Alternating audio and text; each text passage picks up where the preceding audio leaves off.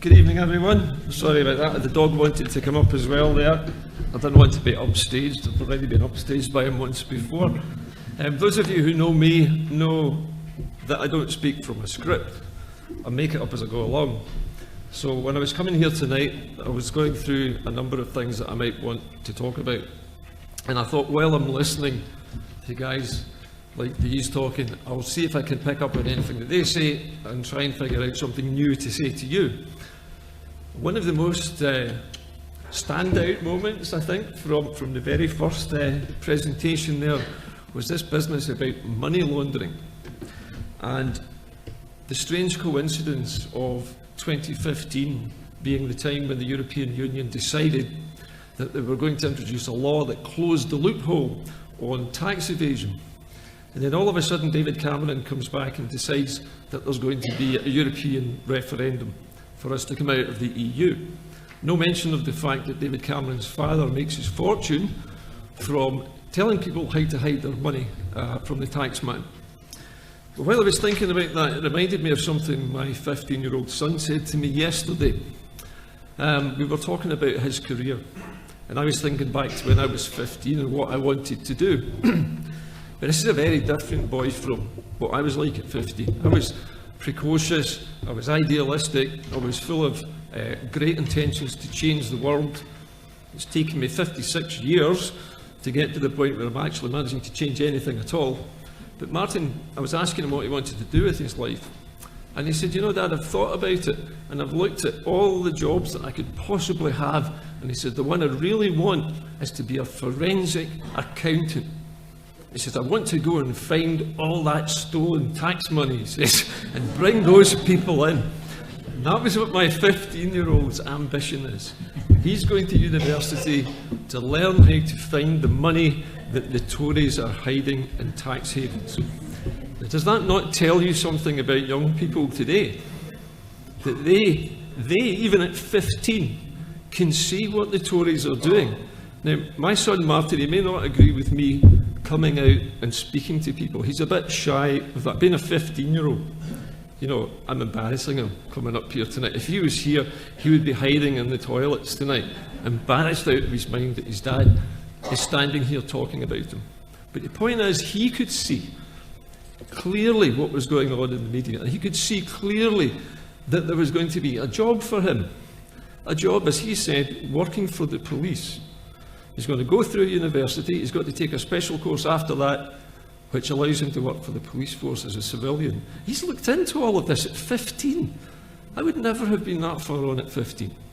And people say our education system stinks. It doesn't stink at all. 15-year-olds today are probably twice as smart as we were. But the problem is, what's going to be the future for them? It can't all be forensic tax accountants, for goodness sake. And for one thing, I don't intend for him to have to be a tax accountant looking for money that's been stolen. So when I was thinking about what I was going to say tonight, I was going to go through a little bit of an autobiography about myself, and I thought, well, that's a bit self-indulgent. So I'll just tell you a little bit about my motivations for what I do. When was it? 6 months ago, I had just finished a lesson with a young lady who was still at school.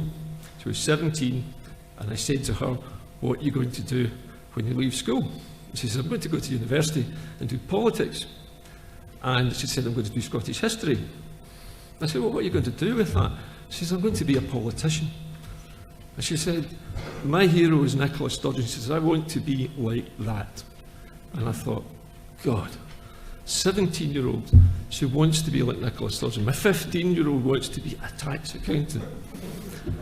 What am I doing with my life? I'm just driving about in this car teaching people to drive. There must be something else that I could do which would hasten the end of the Tories' grip on Scotland. Something that would push this movement on. I've been blogging since 2012 in favour of independence, and I'm thinking, it's not making much difference. I can't see myself making any difference here.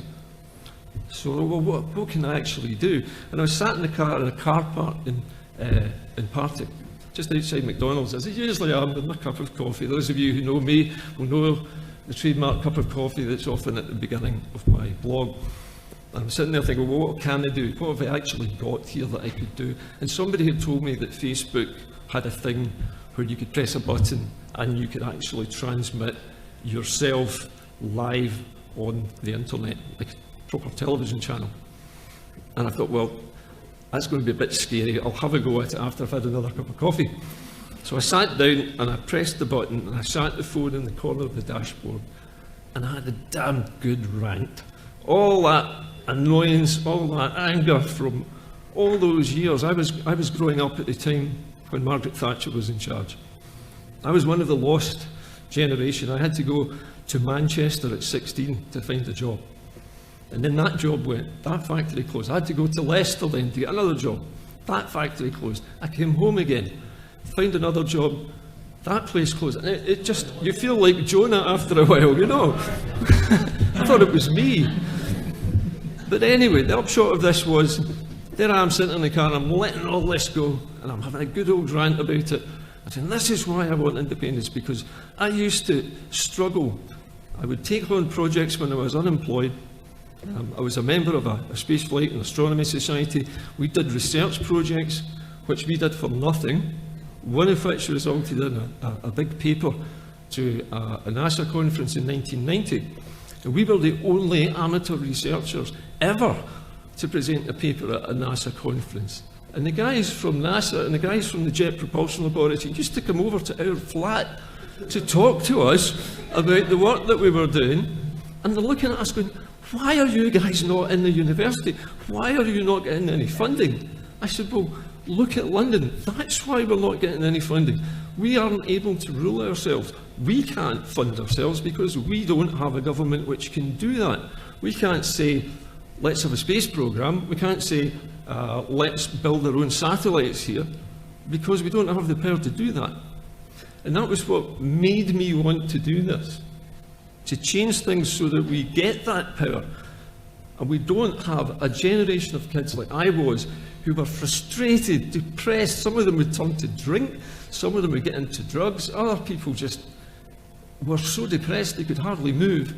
It was a bad time. Those of you, I'm looking around the hall here, and I see a lot of people my age here, and I think you remember what the 1980s was like if you were growing up in it. Yes? It wasn't nice, was it? No, it wasn't. Exactly. And where are we now? In the same place, exactly. The gentlemen here tonight have been talking about the role of the media, and we should become the media. Well, we are the media. I'm the media, these guys are the media. I don't get paid. These fellas don't get paid. There's a couple along the end, I think they make a bit of money out of it. But mostly it's a semi-professional sport doing this.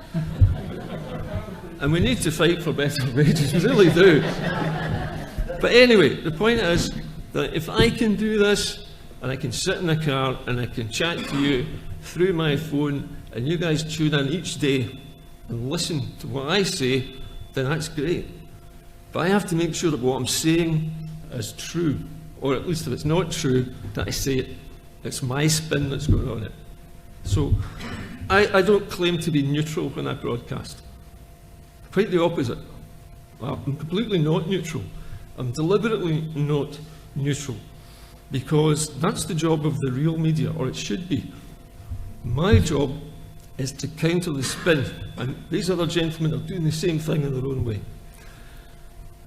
I don't have anyone to write my scripts. I don't have any money to do this. I actually had to increase my data allowance so that I could broadcast to you a bit more, right? I'll be having a whip round later on. But the point is that the show has grown arms and legs, right? With all its roughness and all its mistakes and all my coughing, right? All of that goes into the show, and it works for some reason. And I've interviewed two politicians. I've interviewed Tommy Sheridan, right? And I had to wear a flame-proof suit and a helmet after I'd interviewed Tommy Sheridan. I've interviewed John Nicholson, who used to be my own MP, who recently lost his seat. and I've interviewed a man who really, really should be here tonight, Wee Scribbles. Does anyone know Wee Scribbles? Well, Mick is back in action again. I spoke to him recently. I'm hoping to have a wee interview with Mick and one or two other people from the Independence campaign very soon, and you might see us on the internet again. But if it hadn't been for Mike Larkin, I wouldn't have my little IndyCar cartoon, the one that everybody knows, the little icon at the top of my show. And if it wasn't for John Toms, who's standing at the back there looking like he's trying to blend into the background, I wouldn't have met Brad Mitchell. And Brad Mitchell is the rock musician in LA who writes my jingles for me for free. Without these two guys, I wouldn't have any kind of show with any kind of presence. And the more I do this, the more I think we could do so much more as a medium. Now, I know also that Kevin Gibney, who's got the headphones on down there behind those screens, hello Kevin, and his friends at Independence Live are doing exactly the same thing. They're doing it better than I am. They're producing live feed news, not edited and not spun. So whatever people say on this stage goes out live, unedited, unspun, to everybody in Scotland who's got a mobile phone or a tablet. And if you know anybody who doesn't use social media at the moment but gets their news from the newspapers and the television only, and they're uncertain about Brexit, get them a tablet, or for Christ's sake, buy them a phone for Christmas, right? And show them how to use social media. Show them how to use Facebook. And say, look at these shows. Look at Independence Live. Read Bella Caledonia. Read Wings Over Scotland. Look at these cartoons. By the National. We cannot do this if we don't engage those people. The people who don't go on social media at the moment. They're not staying away from social media because they're scared. They just need somebody to help them use it. And most people, especially the older generation, when they get a computer or a laptop or a tablet and you show them what they can do with it, they go nuts. They go and buy stuff all over the place. They go on holiday everywhere. They join clubs. So that is how we spread our media. I'm going to keep broadcasting IndyCar for as long as it takes until I get the independence that I've wanted since I was about 15, same age as my son is now. And I want both of my children to grow up in a country which is still a part of Europe, which still has good trading links with the rest of the European Union, which is not going to lose £30 billion over the next 5 years because of Brexit.